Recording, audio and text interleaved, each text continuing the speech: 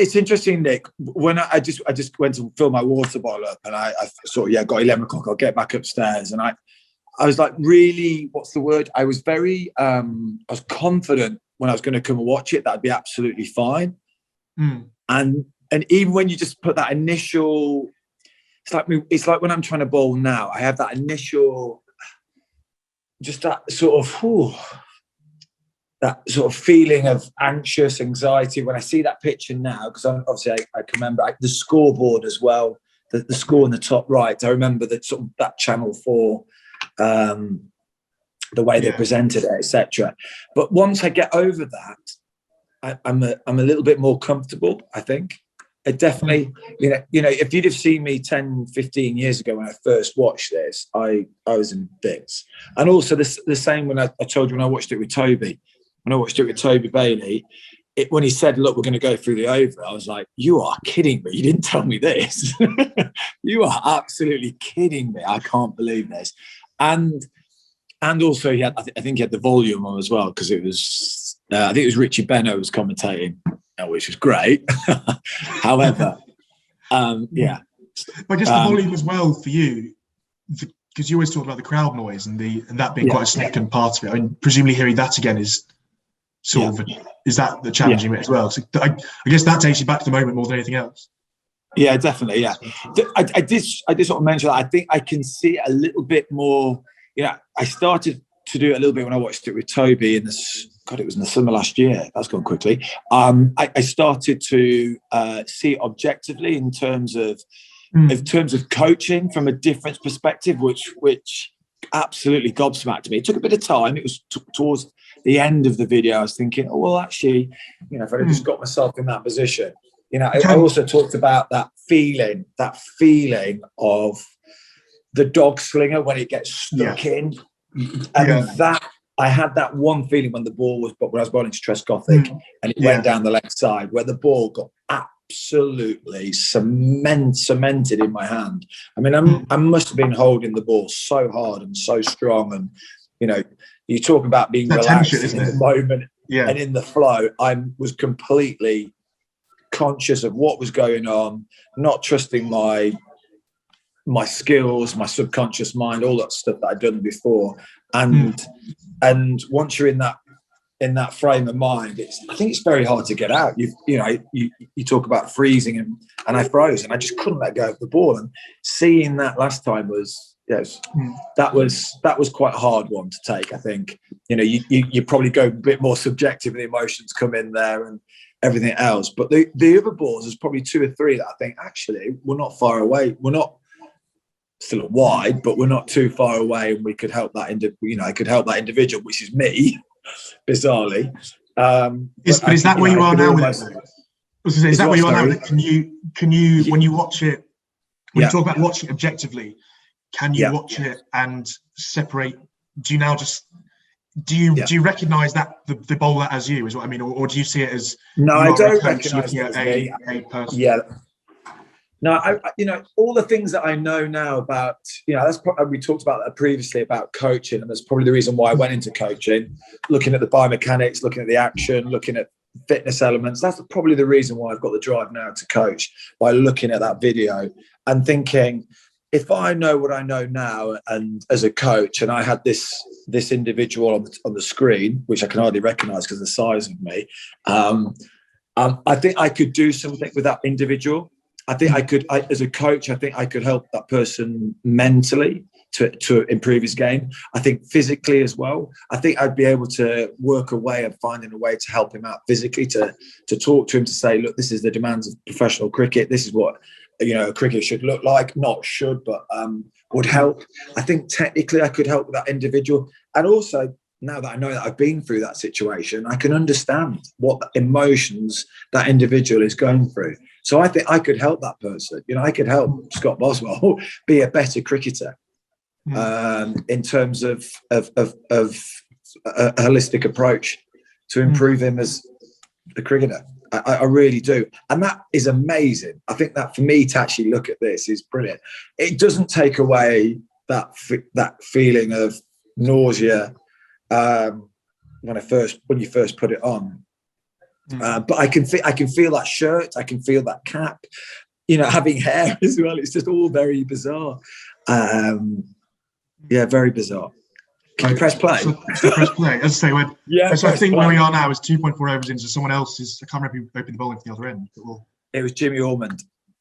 He's bowling for the other end, isn't he? Yeah, from the other end. Man, so this is Jimmy to just Gothic at the moment, then.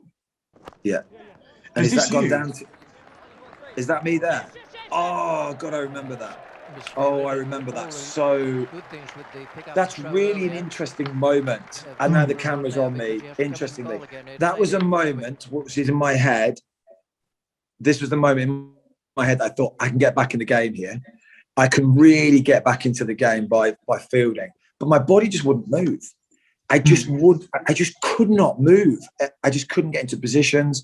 There was a water bottle down. I probably maybe spoke about it before. There was a water bottle down at final third leg, depending who was batting, and I couldn't get to the water bottle, and my mouth was so dry, like incredibly dry, that I'd lost my movement patterns to go to that boundary to get it. There was a guy called David Mills who was doing some commentating. He was with Leicester at the time, and I asked him if he could pick it up and pass it to me, which he did, and he thought it was a bit strange. I don't think he knew what was going on, and he eventually passed it to try and get rid of the dryness in my mouth. Is this me bowling now? This is you bowling out. Those nerves in fielding that ball beforehand. So that was before anything had gone wrong, so to speak. I mean, was it? So at that point, did you know? Not did you know, but at that point, are you worried about what's to come? I guess at that point, you know that you're nervous. Yeah, I dragged one down to Peter Bowler in the first over, and he square cut me for 4, and I was thinking that's a bit weird. It was a real drag down. We talk about that sidearm feeling, and that's the best way I can explain it to somebody who has the yips. That feeling, if you've ever used a sidearm before, that coaching aid, and when it gets stuck in the sidearm and it goes down, it goes above the net. That's the best way I can feel it, where you're so tight and rigid. I bowled one ball in the first over that got cut by Peter Bowler for 4, and it was like a drag down. It wasn't a bad. I think it was a long op, to be honest, but it wasn't. It was playable. It wasn't going to be a wide, and that was it was a feeling in my mind. It was like, something's not quite right here. Whether that was nerves, anxiety, I'm not sure. Possibly a bit of both. And then obviously the second over that I bowled. Well, that was it, wasn't it? It was the contributing back to the noise getting louder and louder. And then it was, I tell you what, the worst thing was being on that field after only bowling 2 overs and then having to field for another God knows how many. I mean, it went on for eternity. And then the Somerset fans, one thing, sorry, let me just delete this. Was the noise. And I think it was after the third over, the Somerset fans, I don't think they'd been to a final for a long time. There was a lot of fans there, and they kept singing "Bring on the Boswell." And it was like, "Bring on the Boswell." And it was just ringing around the ground. I was thinking, oh my God, this is just horrendous. This is supposed to be the best of my life. And now, even though the crowd's singing my name, this is awful. This is absolutely awful. Was there ever a moment when you were asked to bowl again, or did you know? No, gosh, no. There was no communication. No, it was just go down to third man. Another bowler came on. It wasn't communicated. Again, I'm not here to sorry, there's somebody trying to get in touch with me, to trying to have a go at anybody. It was it was no communication. Down to third man, it was almost assumed that I wasn't going to bowl from what, that horror story. Yeah. Again, we're all different. We approach things in different ways. I wouldn't have done that. I wouldn't have approached it that way, and that's the way it was. It's the way the team was at that time. But yeah, it wasn't communicated. I went down to third man. I mean, maybe I was. I don't know, but I cannot remember. Maybe I was so in a different place that I was blank. You talk about that frozen position that you're in, and I didn't hear it, but. I'm trying to think. It's obviously a long time ago, but it wasn't. And there was never a stage that I was ever going to come back on and bowl Not that I would ever want to come back on, but I don't know, actually. I don't. I was going to say, if you'd been asked, I would have. What would you have said?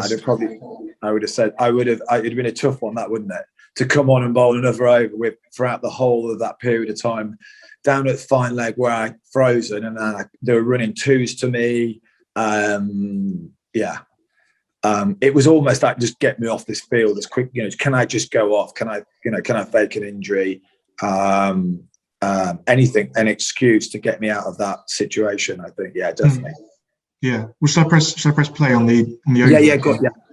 Yeah. So I think this is the first ball. This is the first ball of the fourth over of your second. Yeah, that looks like a car crash. That does. I look at that now, and I just think, even at my age of 46, I could. Yeah.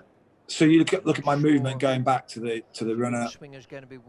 No one really talked about. I'm quite fast. I've turned. I'm ready to go straight away.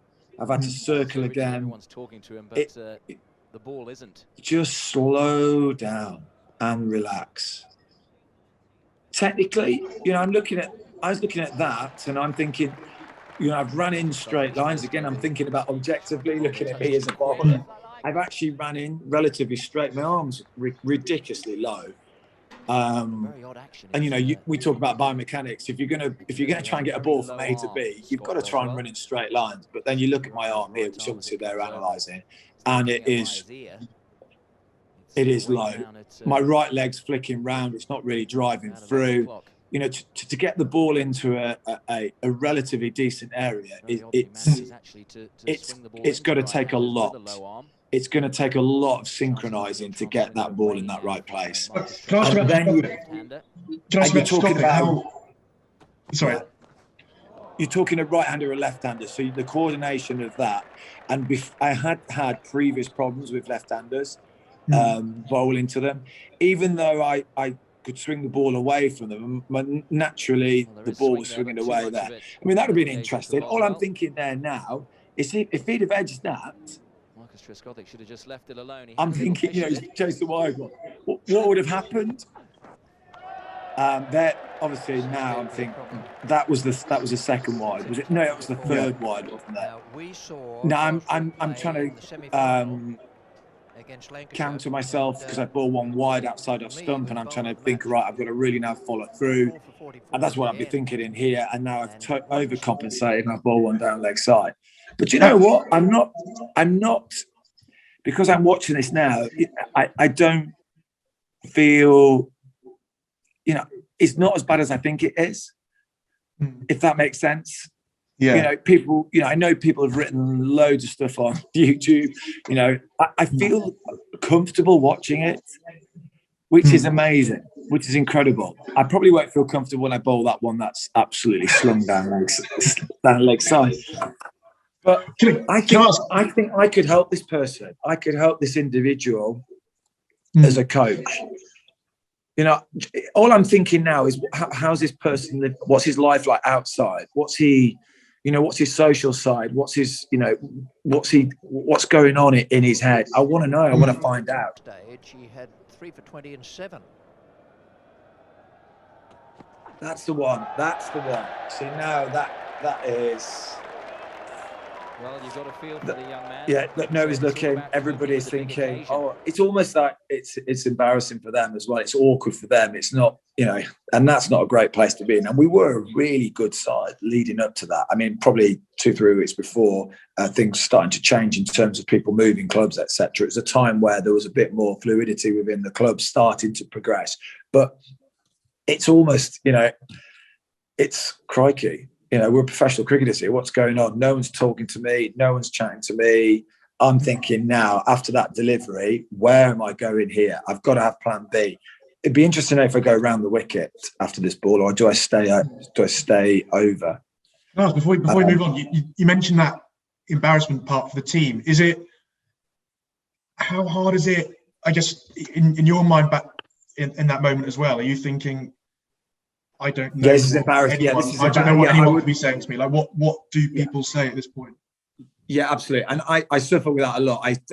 When I was that age, I used to always think what other people thought about me. So that was my personality trait. I was very concerned, very wanted to please people. You know, everybody sort of said I was a great team man. I would bowl to anybody, any time of the day, overs after overs. I'd give people throwdowns. I was quite keen to please other people in terms of maybe being to be liked. I don't know. And here I'd be thinking, oh my gosh, I'm letting myself down, but more importantly, I'm letting my team down here, and I'm getting a little bit embarrassed by this. And I'm thinking about what other people are thinking. So my brain would work at 100 miles an hour here, in terms of what's the crowd thinking, what the people are thinking. All sorts of thoughts will be thousands and thousands of thoughts will be going through my head at 100 miles an hour. Apart from one thing is, focusing on trying to bowl top of up. I'd have had so much going on in my mind. You stopped it on there. Vince Wells is a top light, full stop. A great bloke. Regardless of what he thought, I should just been focusing on my job, not thinking about what other people do. But that's the way I was. That's I can't change that in that moment, and I can't never ever change this. And the amount of times that I've sat up, I haven't done it as much, but 10 years after, probably up to 2011, the amount of times I've wanted to go back to Lords and the build up, everything to change that moment. And being able to be there at the top of my run up and have some different skills and be able to just bowl that ball where I wanted to and feeling comfortable. Unfortunately, I can never do that. However, it's made me what I am now. You have been back to Lords, haven't you? You played in that. Yeah, I did. I went final, back. Yeah, and it was it was awful. It was, in terms of, Kibworth Cricket Club, I went back there and played in a national club final. And I got to field and stuff, and it was brilliant. I didn't bowl, and it was. I got into the changing room, and it was the opposite changing room. It wasn't the away changing room; it was the home changing room. And I was just tears just rolling down my eyes. I think people thought it was tears of happiness within the team. I don't think some of the younger boys probably didn't understand what I was going through, and they were like, "Oh God, our boss is crying. What's he doing?" It was tears of just, God, I'm back here where this changed my life. It changed my life in lots and lots of ways. Lots, as we discussed, some very dark moments, and it brought it all back. But it was therapeutic. It's been interesting what year it would have been. Well, it would have been probably 2008, 2009. So yeah, but I can't actually remember. It was all a bit of a blur, but it was emotional. Let's put it that way. I walked around the ground with. I remember it quite distinctly. I walked around the ground with my wife and my youngest, who would have been about 1 or 2. So yeah, 10 years. He's 13. He was about 1 or 2, just about walking. So yeah, 10 years ago, about 2010, and it was really emotional. She knew what it was like. She obviously realised. I can feel it now. Quite emotional now speaking about it. I remember sitting on a roll and putting my lad there and thinking, God, this place changed my whole life. Something I was so passionate about, something I loved so much, and then that was it. It was gone. 2001. That was it. Something I loved and was passionate about, and I just couldn't do it. I just couldn't play cricket after that because of that one moment, that one occasion. And that hurts, it hurts a lot. And, we talked about, did you still love the game of cricket afterwards? Obviously I didn't think about it, but it was, every week was I must have been, you talk about being in the room. Johnny Wilkinson, I watched a thing or something the other day about being in the room. And I was never in the room for about 10 years. I was always thinking about bowling. and about how I could get back to doing something I did and enjoyed and loved and didn't think about, to get back in that room. And I didn't, be thinking about it all the time. Come Wednesday to playing club cricket, Thursday I'd have a bowl, yeah, I'd be fine, I'd be great. Then come Friday, I'd be like, couldn't sleep, doing things I shouldn't be doing. Then Saturday I'd come to play cricket, and I just couldn't do it.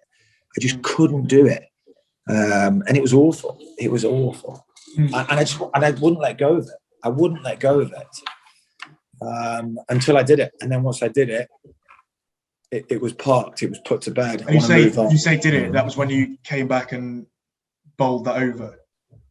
It was that didn't you?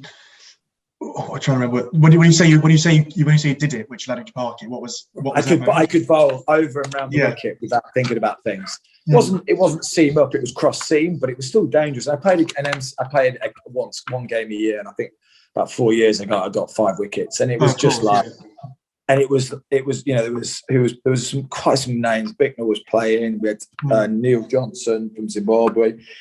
We had Courtney Walsh was playing. It was amazing. And you know what? He came up to me and I played against him. And I maybe touched on it a little bit.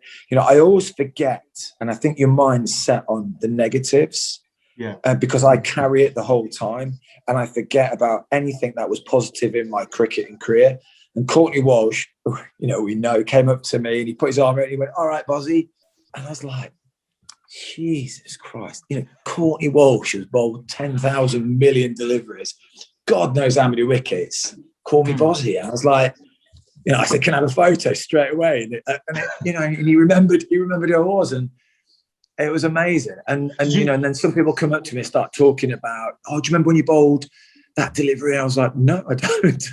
I can't remember that." It's so you only remember Lords.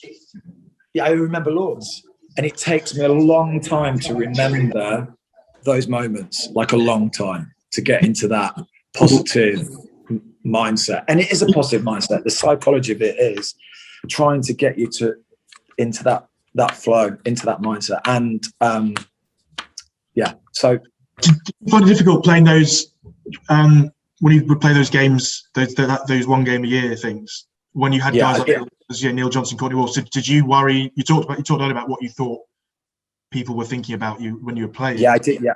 How much did you worry that people were turning up and thinking, "Oh, it's every time Boswell of Lords"? Yeah, that's the association for me. If I was walking around the ground and I saw Mark Broadhurst, my association would be mine. I hate this, but he's the guy who went through the yips. Scott Boswell is the one that went through the yips, and it always. So it reminds me of a story. I remember when I finished playing at Leicester, I then did a bit of coaching at Leicester, and a guy I was coaching was about 45, 46, and he said he was a bowler, and he said, "Oh, look, even the professionals bowl wides." I remember this professional on the TV, I was watching it the other day, and he bowled loads of wides. Oh my God. It was awful. And I was like, "Oh, that's me." And then the worst one, which I can laugh about now. I was playing golf at Leicestershire it was in the last month I was contracted, and there was a guy in a tee. It was on the 7th, and it's quite close to some houses on the right side. You have to go over a road, and he whacked this ball, and it just went off into the houses, and he just shouted, "Oh, I'm having a Boswell." And I was behind on the next tee, and I was like, "Whew, that's a tough one to take." I mean, now I can laugh about it, but in the moment, I had a golf stick in my hand, and it would have been, he was having a bit of humour and stuff, and it's natural humour to take the mick, isn't it? Banter, but when you're on the receiving end, it's tough. Yeah, but yeah, I'm having a Boswell. Oh, look at that! You see that? My eyes, everything, body language. Everything. I'm racing. Where am I going there? Going around the wicket. I mean, even there. I mean, I'm going at such a pace. Again, we talked about nobody really sort of putting an arm around me. I'm starting to circle. I just want to get this finished. I'm throwing the ball around. My hands are sweaty, and I'm spinning around again. Boswell, as a bowler, you lose your direction. He's decided now to come round the wicket. As a media, I'm thinking now as a media, this is great, isn't it? This is what media enjoy, analysing it. They've got something to talk about. Does that go through your mind at that point? Probably not. But I'm. Yeah, it's close, isn't it? That's my plan B, isn't it? Going around the wicket. And the first one, did he call that? He's obviously a wide. He's called it a wide. And that was my plan B. And now I'm thinking, I've gone plan A, I've gone plan B. Where am I going now? Where do I go here? Can I ask you about Trescothick? Obviously, he was the dominant player at the time, wasn't he? He was just coming into England in 2001. Did that have an impact? The fact that you were... This wasn't some guy who was a bit of a plodder. He was the... No. If I'm brutally honest, Nick, no, it didn't. It didn't bother me. I wouldn't have thought, oh God, Marcus Trescothick or bowler. Obviously, I knew he was in England cricket and he was a good cricketer, but that did not cross my mind at all. That's right there. Yeah, that's an interesting. I've seen that so many times. Yeah, I've seen that, and I'm like, wait, look now. Oh my gosh, that is incredible, isn't it? A little nick. And there's one thing I write down. I write down every day. I've got a diary and I write it every day. And I do suffer with anxiety, and I suffer with my brain does work at 100 miles an hour, and I can see that in this. And I try so hard in everything I do. I mean, Christ, I'm happy for it to go for 4. I was going to ask that. The fact that goes for 4 at that point, are you thinking that's a relief? I'm not bothered about it, or is it just that it's a 4? Yeah, but not bothered about that. That's gone for 4 because that's a dot ball. That's as in not a dot ball, as in I don't have to bowl an extra ball. Yeah. And I remember thinking, thank God for that. It's gone relatively straight, and he's just thinking, great, I've got 4 runs. You talked before about this next ball. You've talked before about as you ran up, and Trescothick would seemingly get further away. Yeah. How does that work? What was that like at this point? It's like a little box that you're trying to find. It's like you're almost trying to wear glasses, that you're trying to find that person, thinking, Christ, how far away? When you look at 22 yards, it felt he just felt it was like 100 yards away. I'm thinking, how am I going to launch the ball down that far and then get it straight? Is that the sidearm one, or is that just one? No, that wasn't. It was the other the sidearm one's earlier. Yeah. Yeah. So with that one, does that look worse? Does that one look worse than it is? Yeah, it is. And interesting there, like I didn't say anything there because that actually came out of the hand. As a coach, it came out of the hand, even though it slipped down leg side. Well, slipped down leg side a long way. It actually it went through. So all I'm thinking, that's actually all right.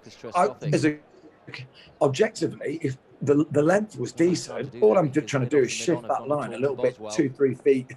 That sounds a lot. Further on the offside, and I'm in business there. And then there, that's actually okay. And I've got it. I've got it just. Well, I think you now bowl 3 dots in a row. Why? Is that right? I think so. Well, I mean, what? Yeah. But have you ever? I think I brief touched this last. But have you ever wondered why it? Why? Almost why you were able to finish the over. I guess why it suddenly went straight. Let me have a look. Yeah. I don't know, if I'm honest. If I'm brutally honest, I don't. It's a good question. If I'm honest, I don't know. Can you remember? Were you counting at this point? Remember that there's that. No, I wasn't counting. In Australia, wasn't there? The old Tufnell in Australia, where Tufnell asks how many to come there were, and the umpire goes, depends on you. Like at that point, you bowled 13 balls at that point. Did you know that there? Do you know at this point there was 1 ball to come? No, I did not know. All I remember is that Sharpie, the umpire, just said, "Keep going." That's in a real strong accent. Keep going, lad. And that was it. Was that an empathetic keep going? Yeah, it was. Yeah, it wasn't. No, it wasn't. No, it wasn't. as empathetic as Sharpie could be, he's a real old school person. And I've nothing against him. I see him now, and he always umpires that one game I play a year at Beaver, and we didn't discuss it. We didn't discuss that moment, even though when I bowled at his end, I was like, "You keep your arms down, don't you dare give me a wide." And so he gave me one, and even that sort of brings back memories. Even if it was 20 odd years ago, when he, seeing him, George Sharp, give me a wide, and I'm like, "Oh, here we go again." I think I probably had a bit of laugh about it. And do you know what? I had Neil Johnson at mid-on, who's just, I don't know if you know Neil Johnson, he's played for Zimbabwe for years, and he's a head of cricket at Oakham. Just a great bloke, just a nice, easygoing bloke, talking away. And, that's what I needed. I needed something like that just to relax me, to slow me down, to calm me down, and, stop me circling. Let's just stop it. Let's slow it down. Let's think what we're trying to do, and reset and go. Whereas I'm like a bloody circling goldfish in a bowl, trying to get out of it as quick as I can. And because I think the final ball. Go on, sorry. Watching it, Nick. I tell you, I know it might sound weird to you and stuff, but this is it. It's just the finishing. It's closure for me now with this, like absolute closure in terms of. From 2001, where I couldn't even watch it, to now I can watch this. I never watched myself when I was playing because of that biomechanical, because I wasn't in my head. I thought I was, really good in terms of biomechanical over the top, and when I saw it, I wasn't. I found that quite hard, so I wouldn't watch myself. But now I feel really good about it. I feel that there was lots of reasons why that happened. Lots of reasons building up to it: form, injury, personality, all sorts of reasons. However, it was me at the end of the day who bowled that over. I bowled that over, regardless of what happened before, during, after. I bowled that over, and it was a 14 ball over. But I've learned so much about myself, and it's been therapeutic in terms of. Now I can see it from a different light, and I think it's brilliant. I think it really is. And B, I can move on from this. If somebody said, somebody now, came up to me and said, "Oh, you're the person who bowled that 14 ball over," which kids still do, and they have no idea what the impact that can have on an individual. And I get that. I can talk to them about that. I could sit down to them and say and have a chat. Whereas before, I have, as a teacher, when somebody said it, I have found it very uncomfortable and very awkward, and probably shouted at the kid. so sorry for any child who's been on the end. But I was going to say, can you remember what you're thinking going into the final ball? But as you said, you didn't know it was that you didn't know. No, I didn't. I'm sure that I've done it so many times that there is out of all those balls, one that's going to hopefully go relatively straight. That's the only thing I can think of to answer that, and I just happened to get 3 in a row. I think that was So here's the final ball, I think. Okay.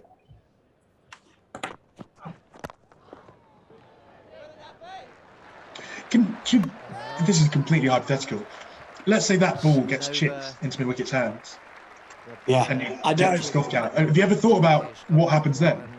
Yeah, absolutely. Yeah, I wouldn't. I haven't ever before, because I've never really watched it in detail as this, apart from obviously last year with Toby as well. But I thought that if he'd have edged that wide one, do you know what?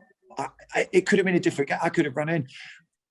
I always think about that as well. What would have happened? Would I have bowled another over? Would I feel confident? Right-handed would have come in, perhaps. I'm trying to think who batted 3. I can't remember. Was it? Who batted 3? Cox, was he there? Was Jamie Cox there at the time? Yeah, maybe Jamie Cox. And I'd actually got him out previously as well in the 40 over. So who'd have known? I mean, I could have bowled a maiden, and then I'd have been 3 overs for 18, 6 and over. We're actually all right then, aren't we? And then I bowled a 4 overs of 20, 5 overs of 21, and that 1 for 21. I go down to third man. It's a different game.